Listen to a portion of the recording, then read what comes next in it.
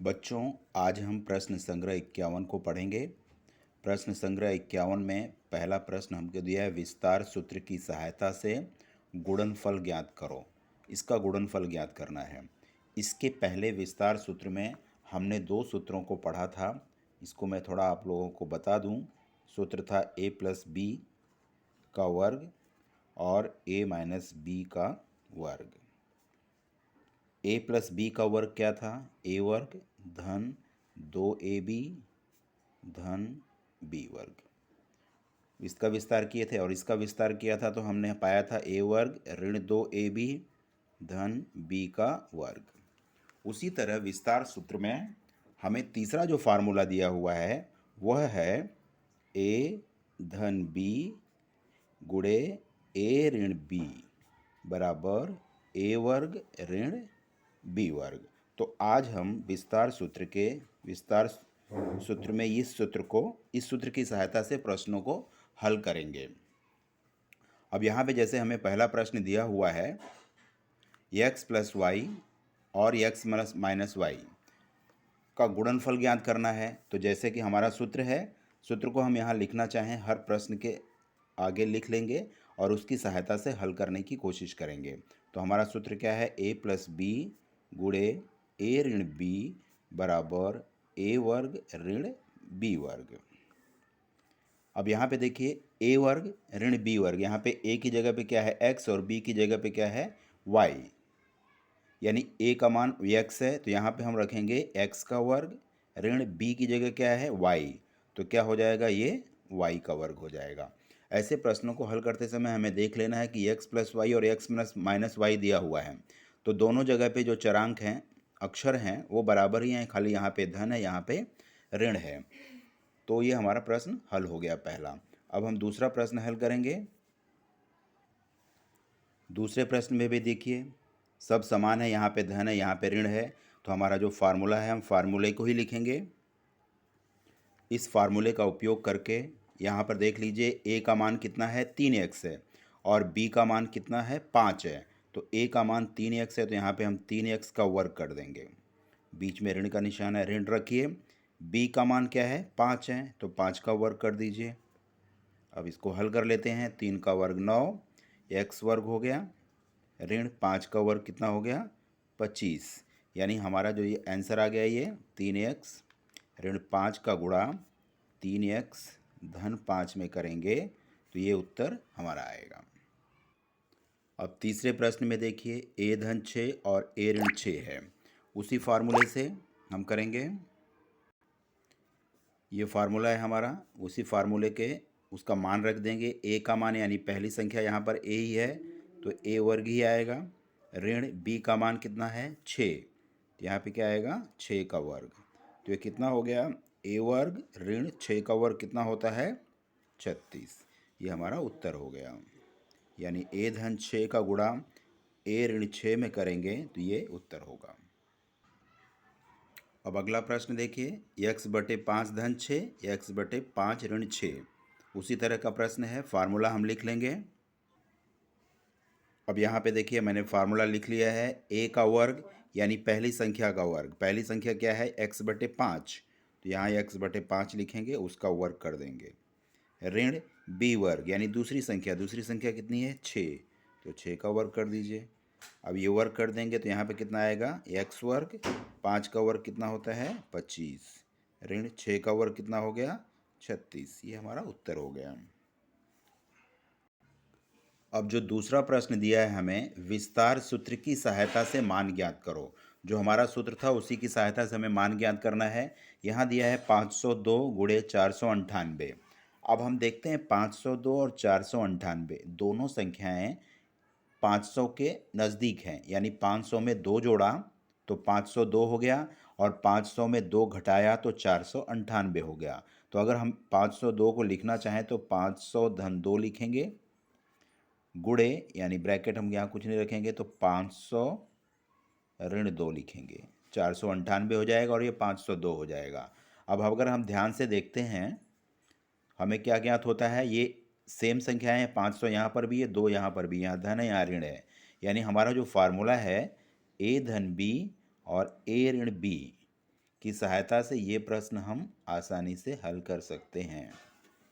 अब हम सूत्र, ये हमारा सूत्र हो गया। इस सूत्र में हम मान रख देते हैं। ए की जगह पे क्या है 500, 500 का वर्ग, ऋण बी की जगह पे क्या है 2, 2 का वर्ग। अब 500 का वर्ग कर देंगे हम तो आ जाएगा 5 पचे 25 और 4 0, और यहाँ पे 2 का वर्ग कितना हो गया 4। अब हम इसको घटा देंगे,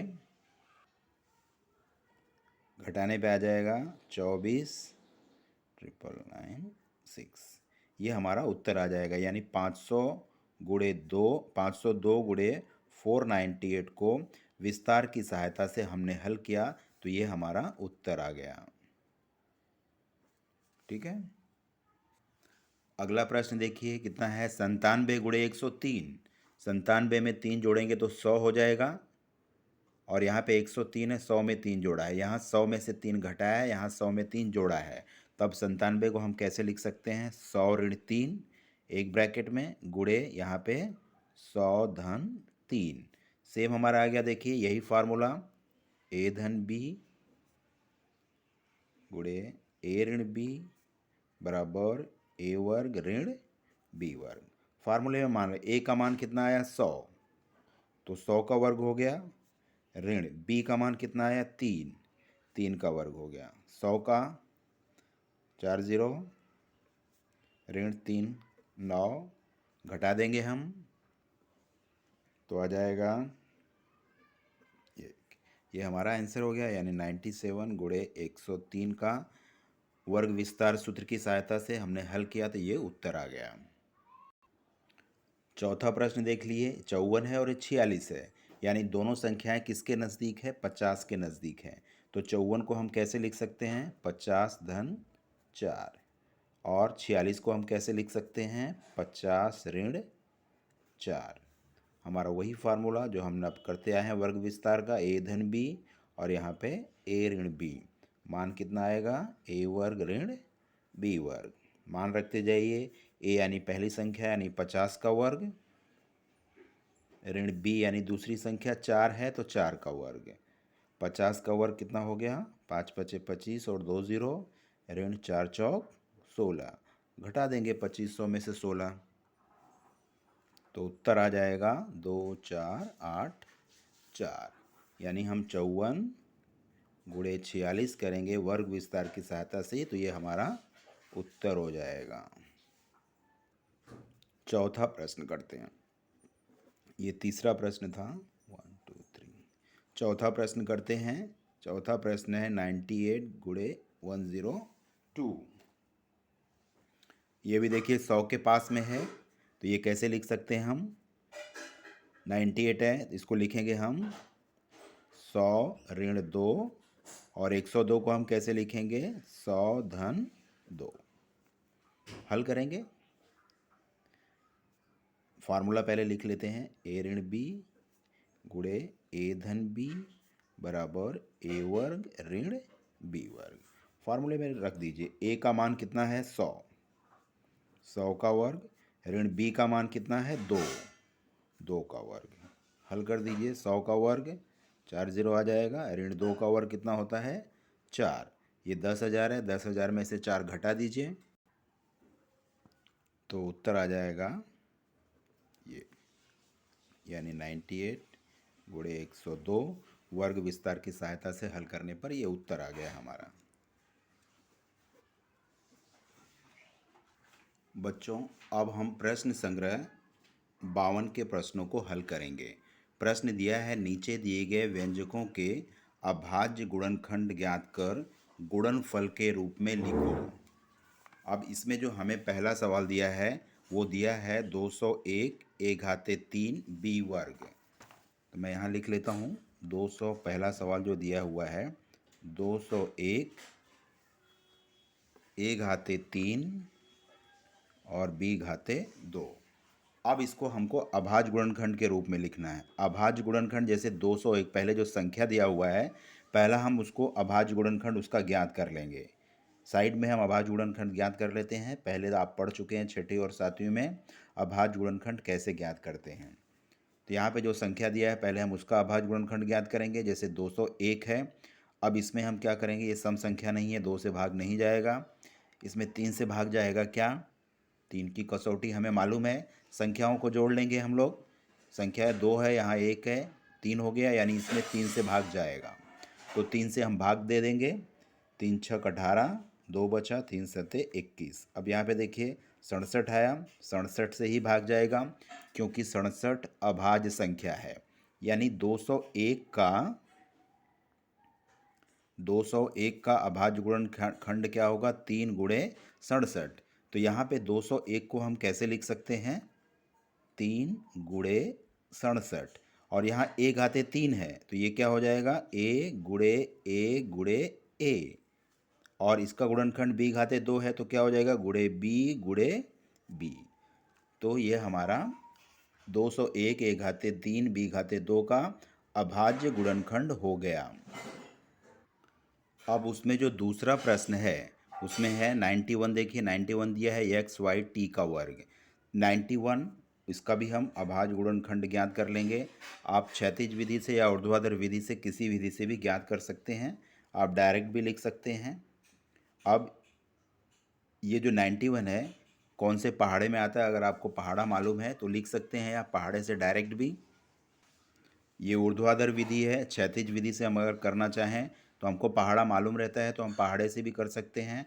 13 सते 91 होता है, तो हम डायरेक्ट देखें 13 और 7 दोनों ही अभाज्य संख्या है, तो यहाँ हम 7 से भाग दे सकते हैं या इस विधि से भी कर सकते हैं, क्षैतिज विधि से भी। तो यहाँ पे 91 का हम गुणनखंड अभाज्य गुणनखंड क्या लिखेंगे, 13 गुणे 7। इसके पश्चात x का एक ही घात है तो यहाँ पे x का गुणा हो जाएगा, y का भी एक ही घात है तो y ही रहेगा, t का वर्ग है t, तो हम 2 बार उसका गुणनखंड लिख देंगे।